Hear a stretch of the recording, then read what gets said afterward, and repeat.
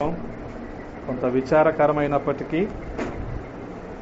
మరి దేవుడు ఈ కుటుంబాన్ని ఆదరించాలి, అదే రీతిగా మరి బంధుమిత్రులందరినీ కూడా ఓదార్చాలి అన్న ఉద్దేశంతో మరి కూడికను మనం ఏర్పాటు చేసుకున్నాం. ఈ సమయంలో ఒక మాటను ధ్యానం చేసుకుందాం. దానియేలు గ్రంథము 12వ అధ్యాయము. దానియేలు గ్రంథము 12వ అధ్యాయము 2వ వచనాన్ని చదువుతూ ఉన్నాను, గమనించండి. దానియేలు గ్రంథము 12వ అధ్యాయము 2వ వచనము.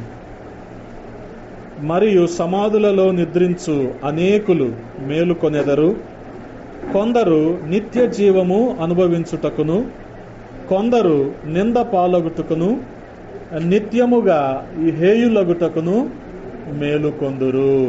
బుద్ధిమంతులైతే ఆకాశ మండలములోని జ్యోతులను పోలిన వారై ప్రకాశించెదరు. నీతి మార్గమును అనుసరించి నడుచుకొనున్నట్లు ఎవరు అనేకులను త్రిప్పుదురో వారు నక్షత్రము వలె నిరంతరము ప్రకాశించెదరు. దేవుడు ఈ మాటలు మన వినికిడిలో దీవించునుగాక. ప్రార్థన చేసుకొని ఈ మాటల్ని మనం ధ్యానం చేసుకుందాం. ప్రతి ఒక్కరము కూడా ప్రార్థనాపూర్వకంగా సిద్ధపడదాం. పరిశుద్ధుడా, ప్రేమ కలిగిన తండ్రి, ఈ సమయంలో మరొకసారి మీ పాద సన్నిధి చేరటానికి మీరు చూపిన కృపను బట్టి స్తోత్రాలు. గడిచిన కాలమంతా మీ రెక్కల నీడలో భద్రపరిచారు, క్షేమాన్ని సమృద్ధిని అందించారు. స్తోత్రాలు. ఈ రీతిగా ఆదరణ కూడికలో మేమందరము పాల్గొని మీ నామాన్ని మహిమపరచటానికి, ఒకరినొకరం మీ మాటల ద్వారా మీ లేఖనాల ద్వారా ఓదార్పు పొందటానికి ఆదరించుకోవటానికి మీరు ఇచ్చిన గొప్ప తరుణాన్ని బట్టి స్తోత్రాలు. రాజా, మీరు ఏర్పాటు చేసిన ఈ వాక్య భాగాన్ని బట్టి స్తుతిస్తూ ఉన్నాం. ఈ వాక్యాన్ని మా వినికిడిలో దీవించండి, మా సమయాన్ని దీవెనకరంగా మార్చమని బతిమాలుకుంటూ ఉన్నాం. రాజా, రావలసిన బంధుమిత్రులు ఇంకను సకాలంలో తోడుకొని రండి. మీ అద్భుత ఆశ్చర్య కార్యాలు ఈ ఉదయకాల సమయంలో జరిగించండి అయ్యా. మీ వాక్కు ద్వారా ప్రతి ఒక్కరిని దర్శించండి. మీకే మహిమలు ఆరోపిస్తూ యేసయ్య పరిశుద్ధ నామంలో అడిగి వేడుకుంటున్నాము పరమ తండ్రి, ఆమేన్. దేవునికి స్తోత్రం. హల్లెలూయా. ప్రభునందు ప్రియ సహోదరి సహోదరులారా, చదవబడిన మాటలు చాలా శ్రద్ధగా గమనించండి. దానియేలు గ్రంథము 12వ అధ్యాయం 2వ వచనంలో చాలా అద్భుతమైన మాటలను మనం చదువుకుంటూ ఉన్నాం. వాస్తవానికి దానియేలు గ్రంథం అంతా కూడా రాబోవు సంగతులు, జరగబోయే సంగతులు, వాటిని గురించిన మర్మయుక్తమైన మాటలు దానియేలు గ్రంథంలో మనం చదువుతూ ఉంటాం. వాస్తవానికి ప్రకటన గ్రంథంలో ఉన్న విషయాలు, అలాగే దానియేలు గ్రంథంలో ఉన్న విషయాలు అనేకం కూడా మనకి ఇంకా జరగవలసిన ప్రవచనాలుగా మనం అర్థం చేసుకోవాలి. ఆ ప్రవచనాలన్నీ నెరవేరబోతూ ఉన్నాయి. అంత్యకాలంలో ప్రభువు రాబోతున్నాడు గనుక ఆయన వచ్చేలోపు ఈ ప్రవచనాలన్నీ కూడా నెరవేరవలసిన ప్రవచనాలు ఇవన్నీ. అటువంటి అనేకమైన సంగతులు, రాకడం గురించి, ప్రభు దినాన్ని గురించిన సంగతులు దానియేలు గ్రంథంలో మనం చూస్తూ ఉంటాం. మెట్టుకి రోజున 2వ వచనాన్ని గమనించండి. అక్కడ ప్రాముఖ్యంగా ఈ సందర్భాన్ని గురించిన రాయబడిన మాట ఒకటి మనం చూస్తా ఉన్నాం. అదేంటంటే, మరియు సమాధులలో నిద్రించు అనేకులు మేల్కొనెదరు. హల్లెలూయా. గమనించండి, సమాధులలో నిద్రించే అనేకులు కూడా మేల్కొంటారు. ఎప్పుడు జరుగుద్ది ఇది? ఆయన వచ్చినప్పుడు జరుగుద్ది. గమనించండి, ఆయన పుడతానని చెప్పి పుట్టాడు, ఆయన నేను మరణించబోతున్నానని చెప్పి మరణించాడు, నేను ఆరోహణం అవుతాను అని చెప్పి ఆరోహణమయ్యాడు, నేను సమాధి నుంచి తిరిగి లేస్తానని చెప్పి తిరిగి లేచాడు, నేను తిరిగి వస్తున్నాను, ఇదిగో నేను త్వరగా వచ్చుచున్నాను అన్నాడు. రాకుండా ఉంటాడా? వస్తాడు, తప్పకుండా వస్తాడు. వచ్చినప్పుడు ఏం జరుగుద్దంట? ఆయన వచ్చే సమయంలో సమాధులలో నిద్రించు అనేకులు మేల్కొనెదరు. ఎందుకంట? కొందరేమో నిత్య జీవము అనుభవించుటకును, కొందరు నింద పాలగుటకును, నిత్యముగా హేయములగుటకును మేలుకొందురు. గమనించండి. ఎందుకంటే సమాధుల్లో నుంచి బయటకు వచ్చేదంటే కొంతమంది ఏమో నిత్య జీవాన్ని అనుభవించటానికి, మరి కొంతమంది ఏమో మరి నింద పాలవటానికి. అంటే యోహాను భక్తుడు కూడా ఈ విషయాన్ని సువార్తలో రాస్తూ ఈ విధంగా అంటున్నాడు. 5వ అధ్యాయము యోహాను సువార్త 28వ వచనాన్ని ఒకసారి చదువుదాం. యోహాను సువార్త 5వ అధ్యాయము 28వ వచనం నుంచి కొన్ని మాటలు నేను మీకు చదివి వినిపిస్తున్నాను. దీనికి మీరు ఆశ్చర్యపడద్దు. ఎందుకని? ఒక కాలం వస్తూ ఉంది. ఆ కాలమున సమాధులలో నున్న వారందరూ ఆయన శబ్దము విని. దానియేలు ఏమంటున్నాడు? సమాధుల్లో ఉన్నవారందరూ మేల్కొంటారు. యోహాను ఏమంటున్నాడు? ఒక కాలం వస్తుంది. ఏంటి ఆ కాలం? రాకడ కాలం. గమనించండి. ఆయన వచ్చే కాలం, అది ప్రభు దినం. ఆ రోజున ఆయన స్వరము విని, గమనించండి, సమాధులలో ఉన్న వారందరూ ఏం చేస్తారంట? ఆయన శబ్దము విని మేలు చేసిన వారు జీవ పునరుద్ధానమునకును, కీడు చేసిన వారు బయటకు వచ్చెదరు. గమనించండి. ఈ మాటలు చాలా శ్రద్ధగా మనం గమనించాలి. ఆయన వచ్చే సమయానికి ఆయన స్వరము లేదా ఆయన శబ్దము విని, ఆయన వచ్చేటప్పుడు ఎలాగుంటుంది? దేవదూతల సమూహంతో ఆయన తిరిగి రాబోతున్నాడు. ఆయన మేఘాల మీద తిరిగి రాబోతూ ఉన్నాడు. బోర శబ్దముతో, ప్రధాన దూత శబ్దముతో ఆయన తిరిగి రాబోతూ ఉన్నాడు. వచ్చినప్పుడు ఆ శబ్దము విని ఏం చేస్తారు? సమాధుల్లో ఉన్న వారందరూ మేల్కొంటారు. ఎందుకంట? కొంతమంది ఏమో జీవ పునరుద్ధానము పొందటానికి, మరి కొంతమంది తీర్పు పునరుద్ధానము పొందటానికి. దీన్నే దానియేలు ఏమంటున్నాడు? చదువుకున్నాం కదా, దానియేలు గ్రంథము 12వ అధ్యాయములో దానియేలు ఏమంటున్నాడు? అదే జీవ పునరుద్ధానము. కొందరేమో నిత్య జీవం అనుభవించటానికి, మరి కొంతమంది నింద పాలవటానికి, అంటే తీర్పు పొందటానికి. ఈ విధంగా వారు తిరిగి సమాధుల్లో నుంచి లేస్తారు. గమనించండి. ఇటువంటి నిరీక్షణ మనము కలిగి ఉండాలి. ఆయన రాబోతూ ఉన్నాడు. ఆయన వచ్చే సమయానికి జరిగే సంగతులు ఇవన్నీ. అందుకనే గమనించగలిగితే ఆ తరువాత 30వ వచనంలో అంటున్నాడు కదా, యోహాను సువార్త 5వ అధ్యాయము 30వ వచనంలో, నా అంతట నేనే ఏమీయు చేయలేను, నేను వినున్నట్లుగా తీర్పు తీర్చుచున్నాను, నన్ను పంపిన వాని చిత్త ప్రకారమే చేయగోరుదును గాని నా ఇష్ట ప్రకారము చేయగోరను, గనుక నా తీర్పు న్యాయమైనది. హల్లెలూయా. గమనించండి. తీర్పు ఉంది. ఆ తీర్పు ఎటువంటిదంట? న్యాయమైనది.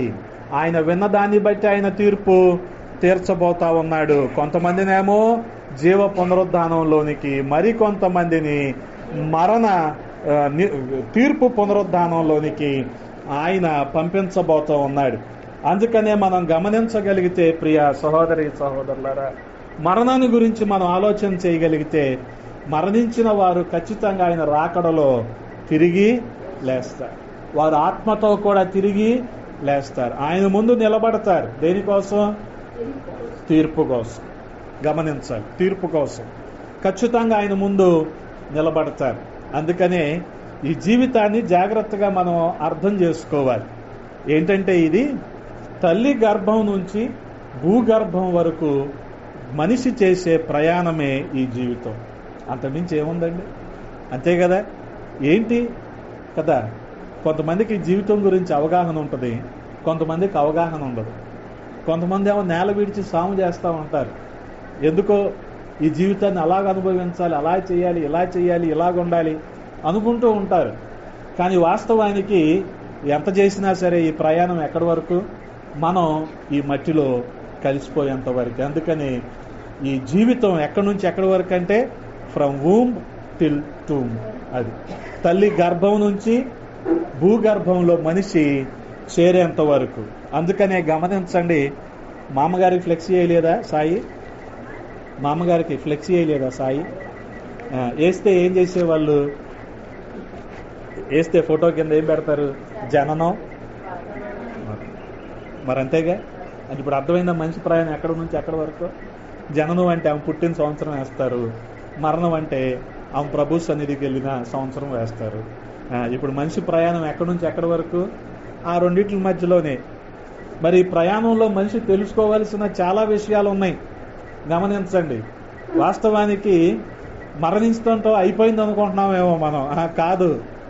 ఆ తర్వాత ఖచ్చితంగా ఈ సమాధుల్లోకి వెళ్ళిన వారు కూడా తిరిగి లేస్తారు. ఆయన శబ్దము విని, ఆయన స్వరము విని తిరిగి లేస్తారు. ఈ ఎరుక మనకు ఉండాలి, ఈ అవగాహన మనకు ఉందనుకోండి, మనం కూడా చాలా జాగ్రత్తగా ఈ జీవితాన్ని ప్రభు కోసం బ్రతకటానికే ప్రయత్నిస్తాం. అందుకని ఆ 3వ వచనంలో ఏమంటున్నాడు దానియేలు? ఆ ఎరుక ఉన్న వాళ్ళు ఏం చేస్తారంట? బుద్ధిమంతులైతే. గమనించండి, బుద్ధిమంతులైతే అన్నాడంటే ఏంటి అర్థం? బుద్ధిహీనులు కూడా ఉన్నారు.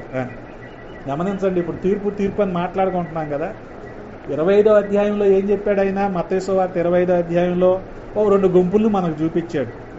ఆ గుంపుల్లో ఉన్నవారు కొంతమంది ఏమో బుద్ధి కలిగిన వారు, కొంతమంది బుద్ధి లేనివారు. బుద్ధి కలిగిన వారు చేసిన పని ఏంటి?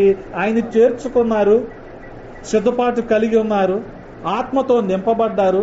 ఆయన వచ్చినప్పుడు ఆయనతో పాటు పెళ్లి విందులోకి వెళ్ళిపోయారు. మరి బుద్ధి లేని వాళ్ళు ఏం చేశారు? ఆయన వచ్చినప్పుడు ఎత్తుక్కుంటున్నారంట. అవి లేవు, ఈ లేవు, మా సిద్ధిలో నూనె లేదు, షావుకారు దగ్గరికి వెళ్దాం, కొనుక్కుందాం, ఇప్పుడు రెడీగా ఉంటుందో లేదో, అయ్యా మా కోసం కాసేపు ఆగు, ఇన్ని రకాలుగా కదా. 6:05కి 6:10కో పినాకిని, శాతవాహన, రత్నాచల్ అన్నీ వెళ్ళిపోతాయి. నువ్వు 6:15కి వెళ్తే ఏంటి ఉపయోగం? ఏమైనా ఉపయోగం ఉంటుందా? ఉండదు కదా. కదా. కాదండి, మీరు బ్యారేజ్ అవతల కొంచెం నేను వస్తాను అంటే ఉంటుందా ఉపయోగం? ఏమి ఉండదు. కాదండి, మీరు ఇబ్రహీంపట్నం దగ్గర ఆగండి, నేను అక్కడెక్కుతాను. ఏమి ఉండవు. అది అందుకని బుద్ధి కలిగిన వాళ్ళు అయితే ఏం చేస్తారు? 5:30కే వెళ్ళి ప్లాట్ఫామ్ నెంబర్ 1లో కూర్చుంటారు. ఎప్పుడు వస్తుంది ఈ ట్రైను, ఎప్పుడు ఎక్కేద్దాము అని కదా. మరి బుద్ధి లేకపోతే ఏం చేస్తారు? ఇప్పుడు చెప్పా కదా, 6:15కి వెళ్ళి మా కోసం ఆపుతారా? ఈ ఒకసారి కూడా ఆపరా అంటారనమాట. ఇన్ఫ్లుయెన్స్ ఉపయోగిస్తారు ఆ టైంలో. అంటే వీళ్ళు మరి ఎంపీలు ఎమ్మెల్యేలు కదా, అందుకని ఏం చేస్తారు వీళ్ళు? ఆ టైంలో వీళ్ళ ఏమంటారు దాన్ని, వీళ్ళ పలుకుబడి ఉపయోగిస్తారు.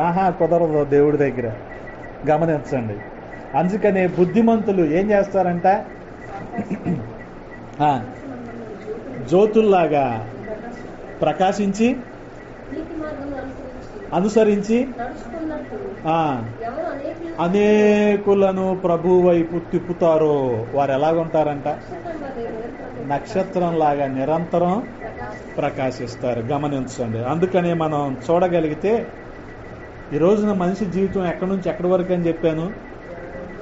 జననం మొదలుకొని మరణించేంత వరకు, తల్లి గర్భం మొదలుకొని భూగర్భంలోకి మనం వెళ్ళిపోయేంత వరకు, ఈ మట్టిలో కలిసిపోయేంత వరకు, ఈ జీవితంలో మనం చేయవలసింది ఏంటంటే అనేకులను ప్రభువు వద్దకు నడిపించాలి, ప్రభువు వైపు తిప్పాలి. మన వైపు తిప్పుకుంటే అది కనుక ఖచ్చితంగా రాజకీయం అవుతుంది, సేవ అవుతుంది. అందుకని ఈ విషయాలు జాగ్రత్తగా అర్థం చేసుకోవాలి. మనం మనుషుల వైపు అసలు తిప్పుకోకూడదు. గమనించండి. ఎవరి వైపు తిప్పాలి? దేవుని వైపు చెప్పాలి. ఆయన గొప్పతనం చెప్పాలి, ఆయన గురించి చెప్పాలి కదా. అందుకని అపవాది చిన్న చిన్న విషయాల్లో మనిషిని పడేస్తూ ఉంటాడు. ఇక మనుషులు ఏం చేస్తూ ఉంటారు? వాళ్ళ గొప్పలు చెప్తారు, వాళ్ళ వైపు తిప్పుకుంటారు కదా. అందుకనే చాలా జాగ్రత్తగా ఉండాలి.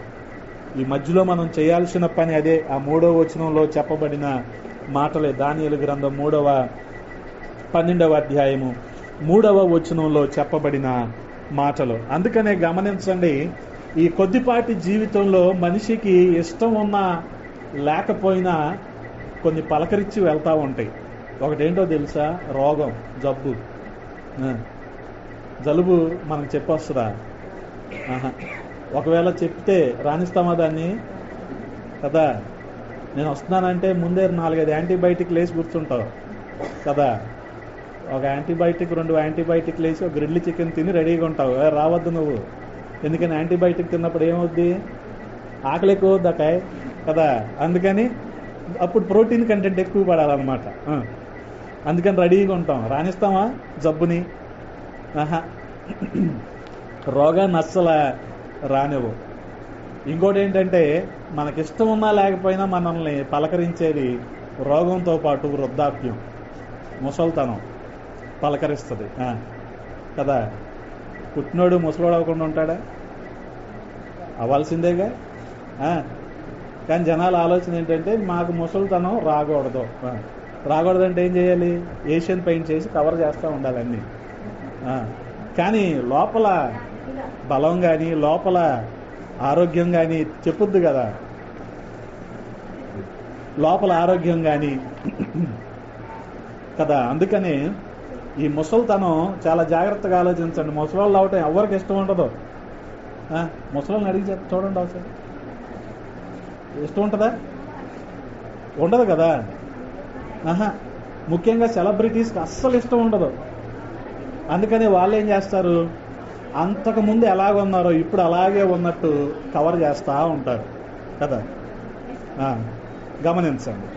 అందుకనే చూడగలిగితే నిన్నటి బాలలే నేటి పెద్దలు, నేటి పెద్దలే రేపటి వృద్ధులు. నిన్నటి బాలలే నేటి పెద్దలు. పెద్దలాగా వీళ్ళందరూ. అందుకనే మొన్న సోమవారం వెళ్ళొచ్చారుగా, వీళ్ళందరూ పెద్దోళ్ళు అనమాట. పిల్లలకి ఎవరికి అవకాశం. మరి నేటి పెద్దలు రేపు వృద్ధులు. గమనించండి. అందుకని వృద్ధాప్యం ఎవరికి నచ్చదు. వాళ్ళు అంతకుముందు ఎలాగున్నారో ఇప్పుడు అలాగే ఉండాలనుకుంటారు. చెప్పానుగా, సెలబ్రిటీస్ అంతకుముందు ఎలాగున్నారో ఇప్పటికి వాళ్ళు ఉన్నంతకాలం అలాగే ఉండాలి. అంటే అప్పుడు ఫోటో తీసి పెట్టుకోవాలి ఇంకా. అంతేగాని ఇప్పుడు అలా ఉండరు కదా. ఆ ఫోటోనే కంటిన్యూ చేయాలి శోభన్ బాబు లాగా. అంతేగాని కుదరదుగా. నేను ఆరోగ్యంగా ఉన్నాను, నేను ఇంకా కుర్రోండి అంటే కుదరదు. అందుకనే గమనించండి. మీకు అర్థమవట ఒక విషయం చెప్తాను. హాలీవుడ్లో పెద్ద నటీమణి మ్యార్లిన్ మన్రో అని 36 సంవత్సరాలకే చనిపోయింది. ఈవిడ దేశ రాజకీయాలను ఎంతో ప్రభావితం చేసింది. జాన్ ఎఫ్ కెనడీ మీకు తెలుసు అనుకుంటా. ఆయన పేరు మీదేగా ఈ పక్క రోడ్లో ఏం పెట్టారు? మెయిన్ రోడ్లో కెనడీ స్కూల్ పెట్టారు ఆయన పేరు మీదే. ఈ జాన్ ఎఫ్ కెనడీని కూడా ఇన్ఫ్లుయెన్స్ చేయగలిగినంత పెద్ద నటీమణి. ఆమె అంత పలుకుబడి కలిగిన వ్యక్తి. వాస్తవానికి ఆ 36 సంవత్సరాలకి చనిపోయింది. ఎందుకు చనిపోయిందంటే అవకాశాలు రావట్లేదు, ఇక వృద్ధాప్యం వస్తుందేమో, దీన్ని బట్టి నాకు ఎవరు అవకాశాలు ఇవ్వటం లేదు, నన్ను నేను వృద్ధురాలిగా చూసుకోకూడదు, కాబట్టి ఇప్పుడే నేను చనిపోతానని చెప్పి 30-40 నిద్ర మాత్రలు మింగి చనిపోయింది. అంటే వృద్ధురాలిగా ఉండటానికి ఇష్టపడక చనిపోయింది. గమనించండి. ఆమె చనిపోయాక ఆమె వేసుకున్న గౌన్ని వేలం పాటేశారంట. అప్పట్లోనే 1.2 మిలియన్ల US డాలర్లకి ఆ గౌన్ అమ్ముడుపోయింది. అంటే ఈ రోజున మన భారతదేశ డబ్బుల్లో అది 9 కోట్ల రూపాయలు. ఆవిడ గౌన్ని 9 కోట్ల రూపాయలకి కొన్నారేమో కానీ ఆమె చనిపోయిన శరీరాన్ని ఎవడో కొనలా, ఎవడో పట్టించుకోవాలి. గమనించండి. కానీ ఆమె ఏం కోరుకుంది? నేను నిరంతరం ఇలాగే ఉండాలి, నేను వృద్ధురాలుగా కనిపించకూడదు, ఇన్ని రకాలుగా అనుకుంది. కానీ ఏం జరిగింది ఆఖరికి? అందుకని మనిషి వృద్ధాప్యాన్ని, ముసలితనాన్ని కోరుకోడు, మనిషి రోగాన్ని కోరుకోడు. అదే రకంగా మనిషికి ఇష్టం ఉన్నా లేకపోయినా మరణం అనేది తప్పదు కదా. ఈ మరణం కూడా మనిషిని పలకరిస్తుంది. వాస్తవానికి చనిపోవటానికి ఏ మనిషి కూడా ఇష్టపడ్డావు కదా. అందుకనే ప్రాణం పోయేటప్పుడు వాస్తవానికి కరోనా సమయంలో బాగా సంపన్నులు మీకు ఎన్ని ఎంత డబ్బులు కావాలంటే అంత డబ్బులు ఇస్తాం, ఒక బెడ్ ఇవ్వండి. ఎంత డబ్బులంటే అంత డబ్బులు ఇస్తాం, ఒక ఆక్సిజన్ సిలిండర్ ఇవ్వండి అని చెప్పి ప్రాధేయపడిన వాళ్ళు ఎంతోమంది ఉన్నారు. ఎందుకనంటే ప్రాణాలు పోవటం ఎవరికి ఇష్టం లేదు. కానీ ఈ పుట్టింది మొదలుకొని మరణించేంత వరకు ఈ మూడు మనిషిని ఖచ్చితంగా పలకరిస్తాయి. నాకు రోగం రాలేదు, కనీసం జలుబు జ్వరం కూడా నాకు ఎప్పుడూ చేయలేదు జీవితంలో అని చెప్పగలిగే వాళ్ళు ఎవరైనా ఉంటారా? అస్సలు లేదు. నాకు ముసలితనం రాదు అని చెప్పగలిగే వాళ్ళు ఎవరైనా ఉంటారా? వస్తుంది అంతే. నాకు మరణం రాదు అని చెప్పగలిగే వాళ్ళు ఎవరైనా ఉంటారా? అందుకనే ఈ జీవితంలో ఈ మూడు ఖచ్చితంగా మనల్ని పలకరించి వెళతాయి అంతే. అందుకని గమనించగలిగితే ఈ మరణం సంభవించాక మాత్రం కుటుంబాలలో చాలా మార్పులు సంభవిస్తూ ఉంటాయి. ఏ కుటుంబంలోనైనా సరే ఒక మరణం జరిగాక చాలా మార్పులు సంభవిస్తూ ఉంటాయి. వాస్తవానికి గమనించండి, ఇప్పుడు హేమలత ఆంటీ గారు తల్లి గారిని పోగొట్టుకున్నారు. కొన్ని సంవత్సరాల క్రితం తండ్రిని కూడా పోగొట్టుకున్నారు. అంటే ఇప్పుడు ఒక రకంగా ఏదో ఒక ఒంటరితనాన్ని అనుభవిస్తున్న పరిస్థితి కదా. అందుకని ఇటువంటి మార్పులు అంతకుముందు ఎలా లేదు, కానీ ఇప్పుడు ఆ లోటేంటో అనుభవిస్తూ ఉంటాం మనం. అందుకనే గమనించండి, ఆ స్థానాన్ని దేవునితో మనం భర్తీ చేయాలి. హల్లెలూయా, హల్లెలూయా. గమనించండి, మనకి 3 రోజులు సభలు జరిగినాయి కదా ఫిబ్రవరిలో. దైవజనులు జాస్పర్ గారు మాట్లాడుతూ ఒక మాట అన్నారు, మీకు గుర్తుందో లేదో. హన్నాకి బాగా కోపం వచ్చిందంట పిల్లలు లేరని. ఆ కోపాన్ని ఏం చేసింది హన్నా? ప్రార్థనగా మార్చింది. హల్లెలూయా. అంటే ఆ కోపం ప్లేస్లో ఏమొచ్చింది? ఇప్పుడు ప్రార్థన వచ్చింది. అలాగే ఇప్పుడు తల్లి లేదు, తండ్రి లేడు అన్న లోటు ఉంటుంది ఖచ్చితంగా. కానీ ఈ స్థానంలో ఎవరు రావాలి? దేవుడు రావాలి. హల్లెలూయా. అందుకనే మరణం సంభవించిన చోట అనేకమైన ఇటువంటివన్నీ జరుగుతూనే ఉంటాయి సహజంగా కుటుంబాల్లో. అందుకని ఆ స్థానాన్ని మనం దేవునితో భర్తీ చేసినప్పుడు ఖచ్చితంగా మనము ఆశీర్వాదంలోనికి నడిపించబడతాం. హల్లెలూయా, హల్లెలూయా. అందుకనే ఒకవేళ చిన్నపిల్లలు అనుకోండి, చిన్నపిల్లల్ని దిక్కులేని వారిగా, లేకపోతే సమాజంలో ఒకవేళ భర్త లేడు అనుకోండి, భర్త చనిపోయాడు కుటుంబంలో అనుకుందాం, లేదా తండ్రి చనిపోయాడు అనుకుందాం. ఆ స్త్రీని ఎలా చూస్తారు? చిన్నచూపు చూస్తారు. ఈ పిల్లల్ని ఎలా చూస్తారు? దిక్కులేని వారిగా చూస్తారు. అందుకనే గమనించండి, నిర్గమాకాండంలో ఒక మాట రాయబడి ఉంది. నిర్గమాకాండం 22వ అధ్యాయము, నిర్గమాకాండము 22వ అధ్యాయము 22వ వచనము. విధవరాలినైనను దిక్కులేని పిల్లలనైనను బాధ పెట్టకూడదు. గమనించండి. కానీ కుటుంబాల్లో సహజంగా వీళ్ళేగా నిస్సహాయంగా కనిపించేది. అందుకని వీళ్ళని జనాలు ఇబ్బంది పెడతా ఉంటారు. అందుకని వీళ్ళని ఏం చేయాలంట? బాధ పెట్టకూడదు. వారు నీ చేత ఏ విధముగానైనను బాధ నుండి నాకు మొర్ర పెట్టిన ఎడల నేను నిశ్చయముగా వారి మొర్రను విందును. వీళ్ళ ప్రార్థన ఎవరు వింటారు? ఆ తర్వాత ఆయన కోపం వస్తుంది, చంపిస్తాడు. అందుకని గమనించండి, చాలా శ్రద్ధగా ఈ విషయాలను మనం అర్థం చేసుకోవాలి. ఏ కుటుంబంలోనైనా ఇలా జరిగినప్పుడు చాలా జాగ్రత్తగా ఇటువంటి విషయాలన్నీ మనం ఆలోచించాలి. అందుకనే తిమోతికి రాసిన మొదటి పత్రికలో 5వ అధ్యాయము 3వ వచనంలో పౌలు భక్తుడు అంటున్నాడు, తిమోతికి రాసిన మొదటి పత్రిక 5వ అధ్యాయము 3వ వచనంలో రాయబడిన మాట, అయితే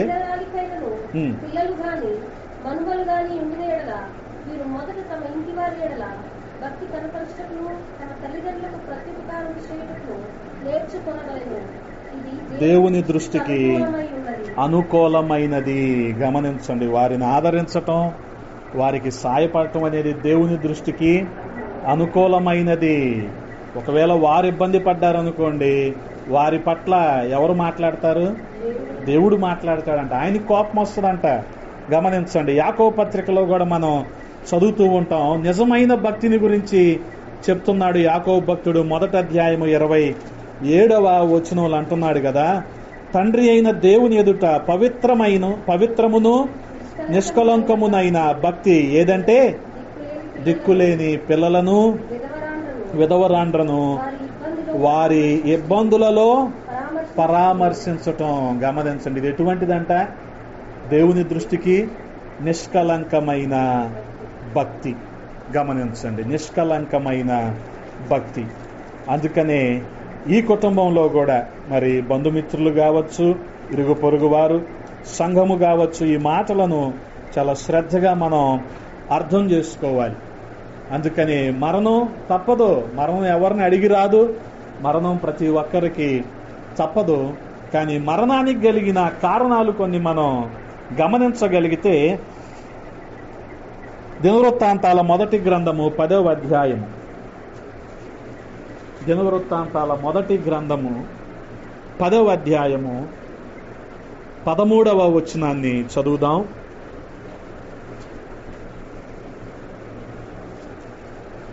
పదవ అధ్యాయము 13వ వచనము, దినవృత్తాంతాల మొదటి గ్రంథము.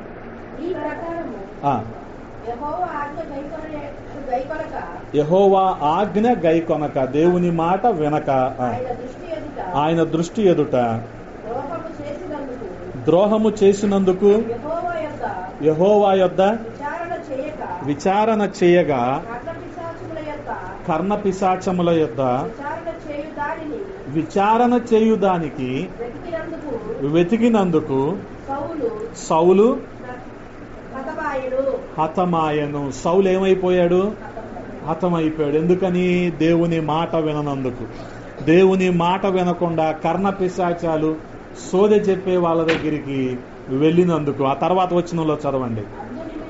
అందు నిమిత్తము యెహోవా అతనికి మరణ శిక్ష విధించి. గమనించండి, ఇప్పుడు మరణం రావటానికి మొదటి కారణం ఏంటో ఆలోచించండి ఒకసారి. ఇక్కడ సౌలుకు ఉన్న మూర్ఖత్వము. చాలా మూర్ఖుడుగా ఉన్నాడు. వాస్తవానికి దేవుని చేత అభిషేకించబడ్డాడు.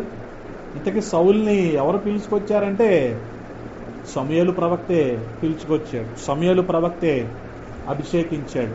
ఎవరు పిలవమంటే పిలిచాడు, ఎవరు అభిషేకించమంటే అభిషేకించాడు.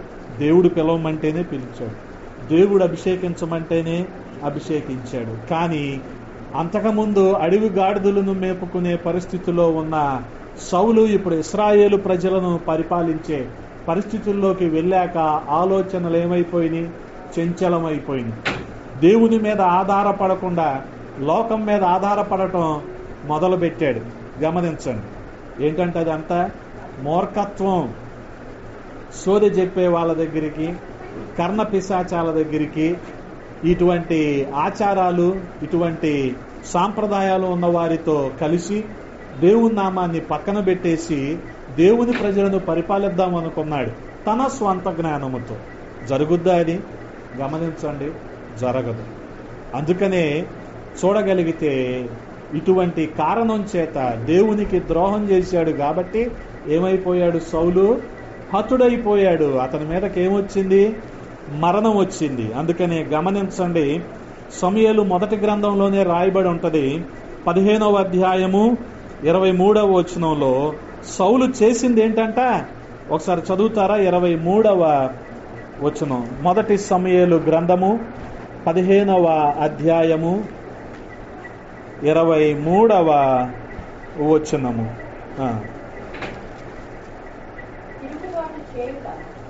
తిరుగుబాటు చేయుట సోదె చెప్పుటను పాపముతో సమానము. మూర్ఖతను అగుపరుచుట మాయా విగ్రహము గృహ దేవతలను పూజించుటతో సమానము. గమనించండి, ఇది ఎటువంటి పాపం? దేవుని ఆజ్ఞలను పాటించకపోవటమే. పైన ఆకాశం అందే గాని, కింద భూమి మీదే గాని, భూమి కింద నీళ్లలో గాని ఏ రూపాన్ని నువ్వు పూజించకూడదు, దేన్ని నువ్వు విగ్రహంగా చేసుకోకూడదు. కానీ ఇక్కడ సౌలు మూర్ఖతను కనపరచటం ఎలాంటిదంట? విగ్రహారాధనతో సమానం అంట. అందుకని గమనించండి, యెహోవా ఆజ్ఞను నువ్వు విసర్జించితివి గనుక నీవు రాజుగా ఉండకుండా ఆయన నిన్ను విసర్జించననగా.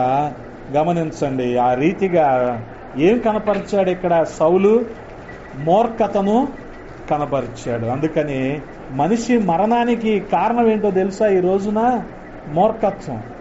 చాలా మంది పెద్దలు సలహా ఇస్తా ఉంటారు, మాకన్నీ తెలుసులే అనుకుంటారు, మాకన్నీ తెలుసు, వద్దురా ఆరోగ్యం పాడైపోద్దురా అంటే ప్యాకెట్లు పరా చించటం, నోట్లో వేసుకొని నవ్వటం. ఏంటది?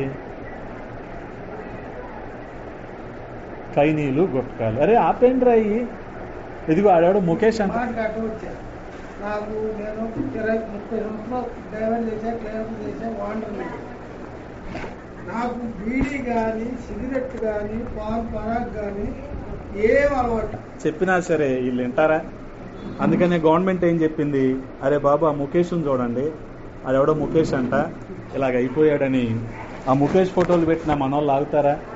ఆహా, ప్యాకెట్ల మీద ప్యాకెట్లు కొనటమే, బడ్డీ కొట్ల వాళ్ళని బాగు చేయటమే కదా మూర్ఖత్వం. అలాగే దేవుడి మీద ఆధారపడాలి, దేవుడు నీకు రాజు అధికారాన్ని ఇచ్చాడు అంటే విన్నాడా సౌలు? ఆహా, మూర్ఖత్వం. గమనించండి, వినకుండా ఏం చేశాడు? సోదే చెప్పించుకోవటం, కర్ణ పిశాచాల దగ్గరికి వెళ్ళటం, ఇవన్నీ చేశాడు. అందుకని గమనించగలిగితే ఆ మూర్ఖత్వాన్ని బట్టి ఏమొచ్చింది సౌలుకి? ఇప్పుడు మరణం వచ్చింది. మరణం వచ్చింది. అందుకని ఈ రోజున మనిషి మరణానికి ఒకానొక కారణం ఏంటంటే మూర్ఖత్వం. రెండో కారణాన్ని ఒకటి నేను మీకు జ్ఞాపకం చేస్తాను. అపోస్తల కార్యములు 5వ అధ్యాయం. అపోస్తల కార్యములు 5వ అధ్యాయము 1 నుంచి 11 వచనాల వరకు ఉన్న సంగతులు మనం చూడగలిగితే సంఘమంతటికి ఈ సంగతులు వినిన వారందరికీ మిగుల భయము కలిగెను. 11వ వచనంలో అదేంటంటే అననీయ సపీరాల విషయం. అననీయ సపీరాలు గమనించండి, వాస్తవానికి ఆ మునుపు అధ్యాయాల్లో ఆది అపోస్తలుల పిలుపును అనుసరించి ప్రతి ఒక్కరూ కూడా వారికున్న స్థిరచర ఆస్తులన్నీ అమ్మి అపోస్తలుల పాదాల దగ్గరికి తీసుకొచ్చేవాళ్ళు. అపోస్తలులు వాటిని లేని వారికి పంచిపెట్టేవారు. అందుకనే అక్కడ పేదరికం అనేది ఆది అపోస్తలుల సంఘంలో లేకుండా పోయింది. అందుకనే గమనించగలిగితే ఆ రీతిగా ఆది అపోస్తలులు మరి ఆ క్రమంలో ఉంటే అననీయ సపీరాలు కూడా వారికి కలిగింది అమ్మి తీసుకురావటానికి ప్రయత్నించారు. కానీ అమ్మిన తర్వాత వారి మనసు కాస్త చెలించింది. అంతా ఇచ్చేయాలా? మనకు కూడా కొంత ఉంటే మంచిది కదా. ఇదంతా ఇచ్చేయటం వల్ల ఏం జరుగుద్ది? ఇన్ని రకాలుగా ఆలోచించి ఏం చేశారు? మొదటగా అననీయ వెళ్ళి పేతురు కాళ్ళ దగ్గర పెట్టాడు. అయ్యా ఎంతకే అమ్మారా అంటే ఏం చెప్పాడు అననీయ? ఇంతకే అమ్మాము. ఇంకా అక్కడే పడిపోయి చనిపోయాడు అంతే. అంటే ఏం చేశాడు ఇప్పుడు అననీయ? చేసిన పని ఏంటంటే పరిశుద్ధాత్మను మోసం చేశాడు. అది ఏం చేశాడు? పరిశుద్ధాత్మని మోసం చేశాడు. గమనించండి, పరిశుద్ధాత్మను మోసం చేశాడు. అందుకని గమనించగలిగితే 4వ వచనంలో రాయబడి ఉంటది కదా, అది నీ యొద్దనున్నప్పుడు నీదే కదా, అమ్మిన పిమ్మట అది నీ వశమై ఉండలేదా? ఎందుకు ఈ సంగతి నీ హృదయములో ఉద్దేశించుకున్నావు? నీవు మనుషులతో కాదు దేవునితోనే అబద్ధమాడితివని వానితో చెప్పాను.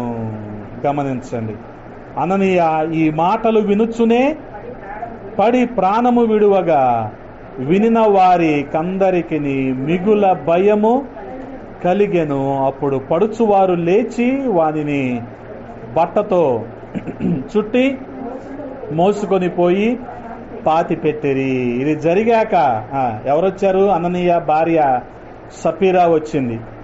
సపీరాని కూడా అడుగుతున్నాడు పేతురు, ఇంతకే అమ్మారా? ఇంతకే అమ్మాం. పేతురు ఏమంటున్నాడు 9వ వచనంలో? ప్రభు యొక్క ఆత్మను శోధించుటకు మీరెందుకు ఏకీభవించితిరి? గమనించండి. ప్రభు యొక్క ఆత్మను శోధించటానికి మీరేం చేశారు? ఏకీభవించారు. అంటే పరిశుద్ధాత్మను మీరు మోసం చేశారు. గమనించండి, చాలా సందర్భాల్లో ఐక్యత గురించి మనం మాట్లాడుతూ ఉంటాం, కానీ గత ఆదివారం వర్తమానంలో మీకు చెప్పా, ఎటువంటి ఐక్యత ఉండాలంటే మనలో ఆత్మ కలిగించే ఐక్యత మనలో ఉండాలి. పరిశుద్ధాత్ముడు కలిగించే ఐక్యత ఉండాలి మనలో. అంతేగాని అభిప్రాయాలను బట్టో విధానాలను బట్టో కలిగే ఐక్యత కాదు, ఆయన ఐక్యత కలిగించాలి. కానీ ఇక్కడ వీళ్ళకున్న ఐక్యత ఏంటి? ఆత్మలో విభేదించే ఐక్యత. అంటే వీళ్ళు దేవుణ్ణి మోసం చేసే ఒక ఐక్యత కలిగి ఉన్నారు. వాస్తవానికి మంచి అన్నానికి మంచి కూర ఉంటుందా? ఉంటుందా అంటున్నా? ఉండదు. ఆ రోజే నీట్గా లైవ్ ఫిష్ అని తెచ్చి వండుతారు, కానీ ఆ రోజు అన్నం చిమిడిపోద్ది. చూడండి, ఇక ఉప్మా తింటమే నువ్వు చేపల పులుసులో, అన్నంగా తినేది కదా.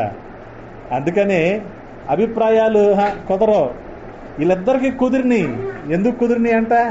దేవుణ్ణి మోసం చేయటానికి కుదిరిని. గమనించాను కదా, దేవుణ్ణి మోసం చేయటానికి కుదిరిని. అందుకనే ఏమైపోయారు? అననీయ సపీరాలు చనిపోయారు. అందుకనే మరణానికి కారణం ఏంటో గమనించండి. ఇప్పుడు మోసం. మరణానికి కారణం ఏంటి? మూర్ఖత్వం. ఇంకొక విషయాన్ని మీకు నేను జ్ఞాపకం చేస్తాను. అపోస్తుల కార్యముల్లోనే 12వ అధ్యాయంలో మనం చూడగలిగితే 12వ అధ్యాయము 23వ వచనము. అపోస్తుల కార్యములు 12వ అధ్యాయము 23వ వచనము. అతడు దేవుని పరచనందున వెంటనే ప్రభువు దూత అతని పురుగులు పడి ప్రాణము విడిచెను. ఎవరితనో? హేరోదు. గమనించండి, హేరోదు. ఆ సమయంలో ఉన్న హేరోదు, అపోస్తుల కార్యముల్లో ఉన్న హేరోదు అన్నమాట. యేసుక్రీస్తు ప్రభువు వారు పుట్టినప్పుడున్న హేరోదు వేరు. ఈ హేరోదుకి ఏంటంటే వాస్తవానికి వీళ్ళకి అధికార దాహం ఎక్కువ. అందుకనే జ్ఞానులు వచ్చి హేరోదుని ఒక మాట అడిగారు. ఏమన్నారు? యూదులకు రాజుగా పుట్టినవాడు ఎక్కడ అంటే హేరోదు ఒకటే మాట్లాడాడు, నేను రాజుగా ఉండగా యూదులకి ఇంకొక రాజా? అంటే ఎల్లకాలం నేనే రాజుగా ఉండాలి, ఎల్లకాలం నేనే రాజుగా ఉండాలి.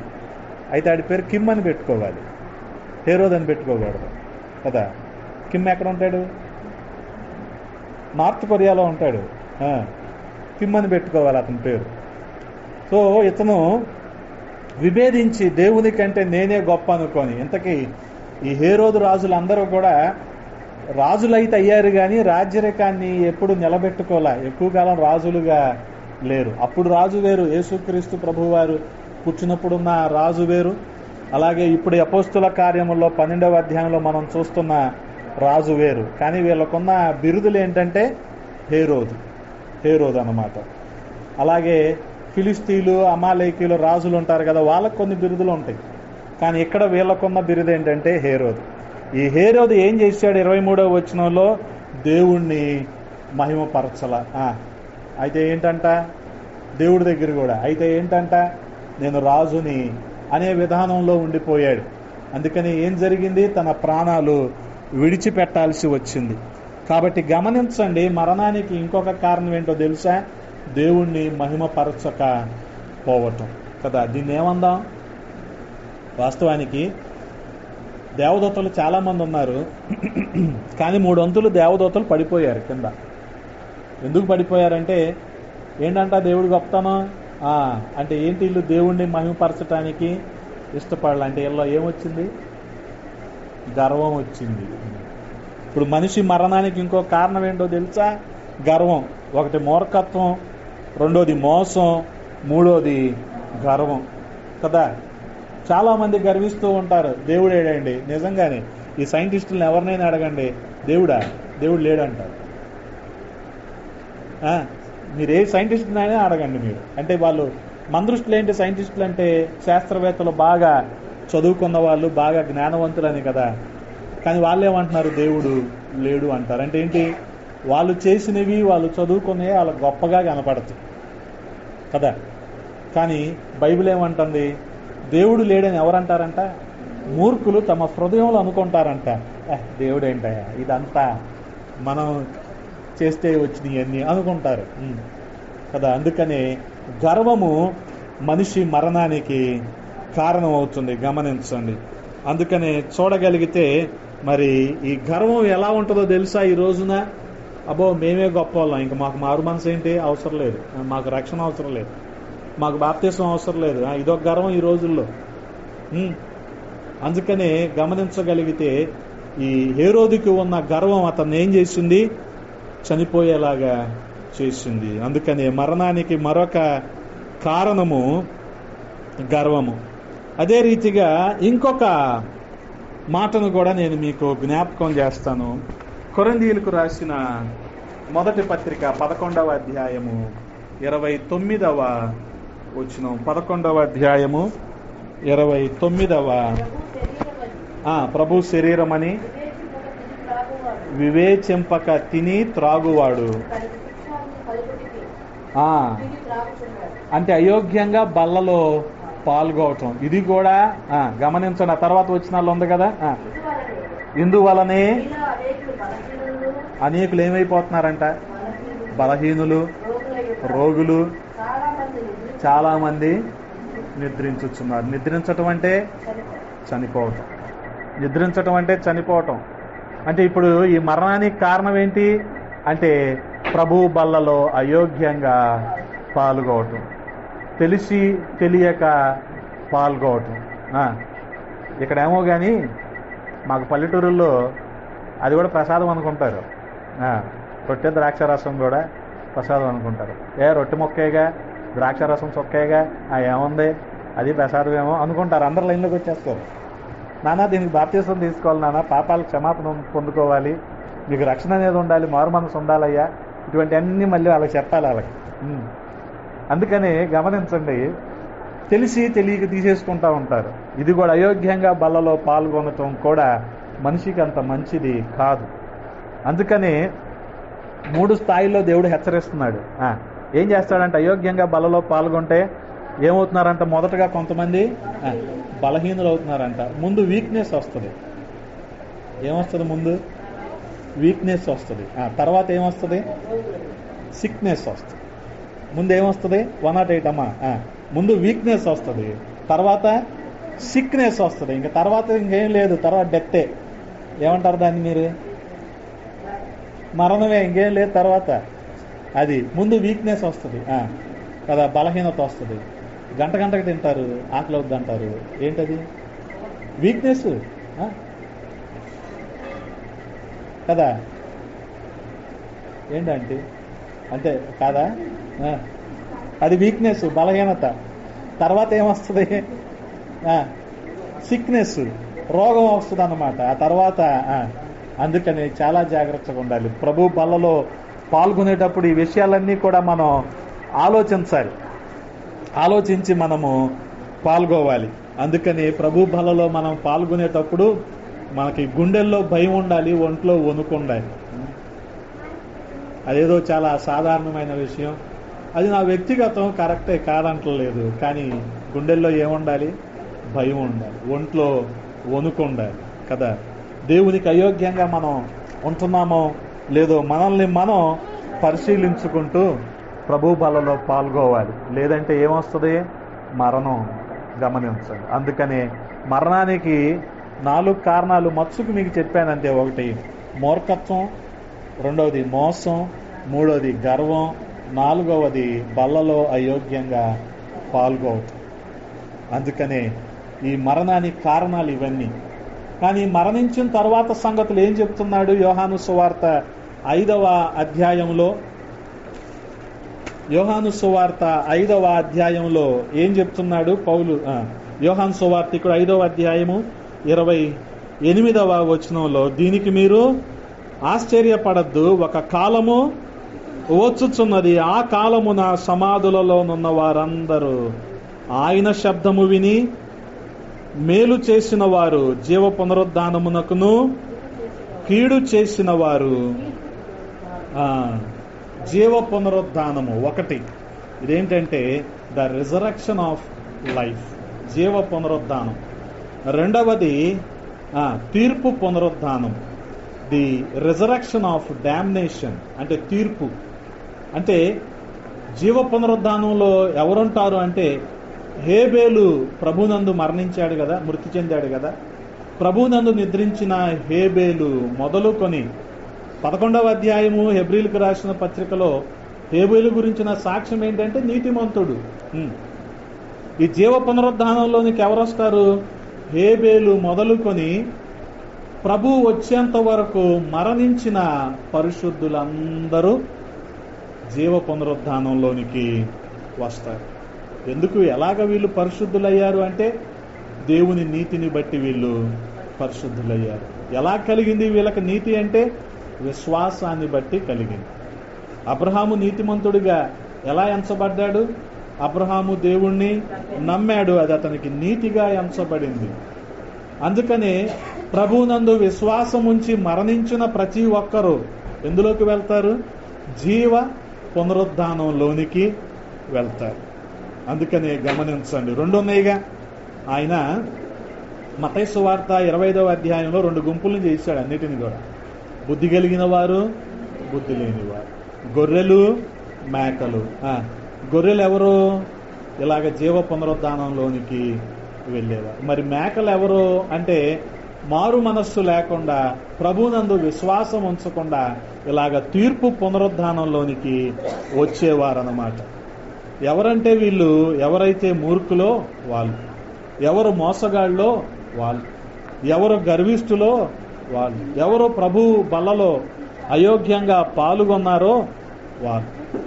అందుకనే గమనించండి, మారు మనస్సు పొందిన వాళ్ళందరూ ఎక్కడుంటారు? ఇప్పుడు జీవ పునరుద్ధానంలో ఉంటారు. మారు మనసు లేనివారు తీర్పు పునరుద్ధానంలో ఉంటారు. అందుకని మనము మారు మనసు పొందాల్సిన అవసరత ఉంది. రేపు చూద్దాంలే, ఎల్లుండి చూద్దాంలే, ఇప్పుడు కాదులే, ఇంకొంత టైం ఉందలే, ఏది రిటైర్మెంట్ అయ్యాక, పిల్లల పెళ్ళిళ్ళు అయ్యాక, లేకపోతే పెన్షన్ వస్తే నేను బాప్తీసం తీసుకుంటాను, వచ్చేదేదో వస్తుంది, రాక మాందో కదా, ఈలోపు నీ ప్రాణం పోయింది అనుకో, ఏంటి పరిస్థితి? మారు మనసు లేకుండా నువ్వు ఎక్కడికి వెళ్తావు? తీర్పు పునరుద్ధానంలోనికి వెళ్తావు. అందుకని మారు మనస్సు చాలా ప్రాముఖ్యమైంది. ఎందుకని అంటారు? అయితే ఆయన రాకడ. చెప్పా కదా, వస్తానన్నవాడు తప్పకుండా వస్తాడు, అందులో ఏ సందేహం కూడా లేదు. లేదా మన పోకడ, మనమే ముందు పోవచ్చేమో. ప్రభువునందు విశ్వాసం ఉంచి మనం మరణించామనుకోండి, ఎక్కడ ఉంటాం? జీవ పునరుద్ధానంలో ఉంటాం. దాన్నే దానియేలు ఏమంటున్నాడు? నిత్య జీవము అంటున్నాడు. హల్లెలూయా.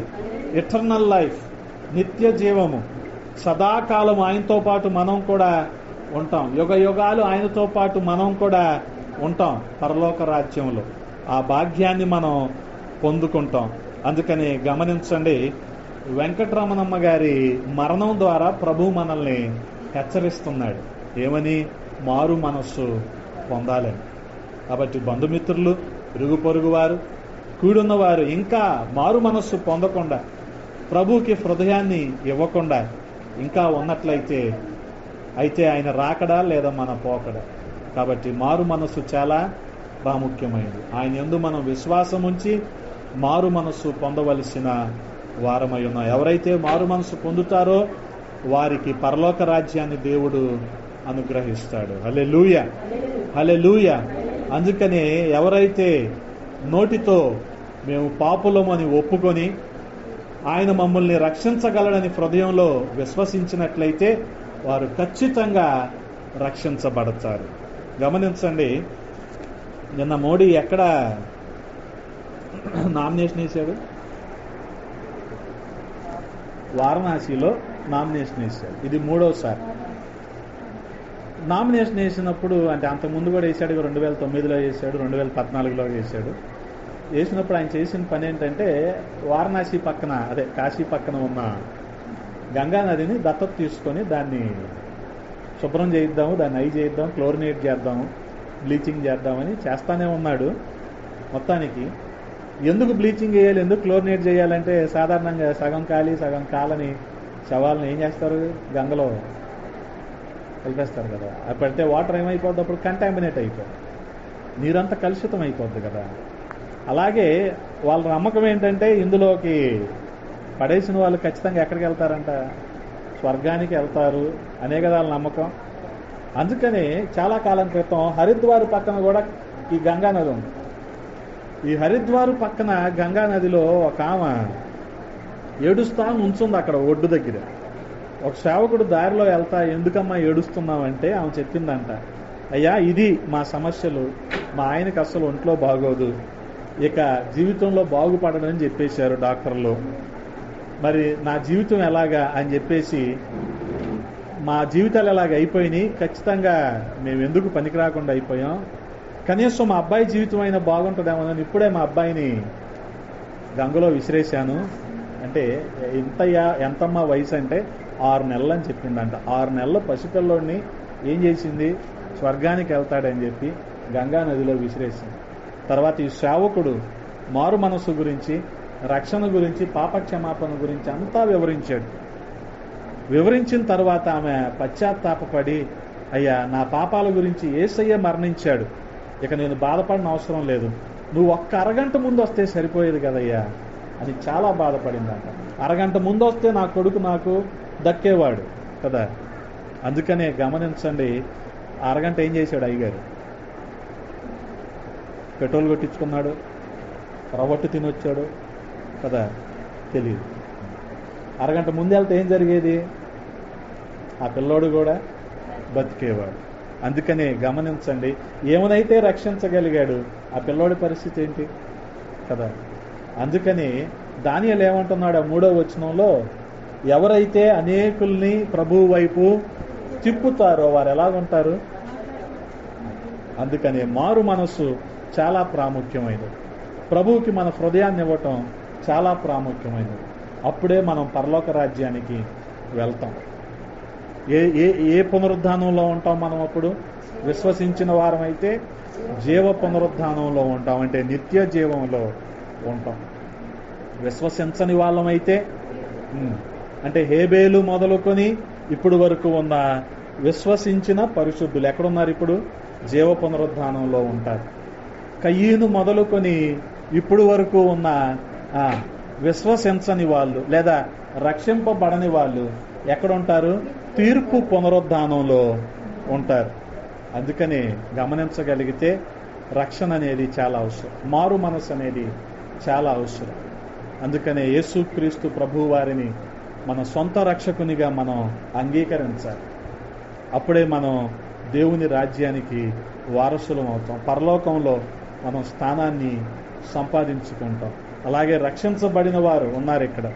ఈ రక్షింపబడిన వారు చేయాల్సిందేంటి, భయముతో వణుకుతో వారి సొంత రక్షణను కాపాడుకోవాలి. భయముతో వణుకుతో స్వంత రక్షణను కాపాడుకోవాలి. ఇదేదో డిఎస్సిలో గనక లేదో 4 బిట్లు అవినిగట్లో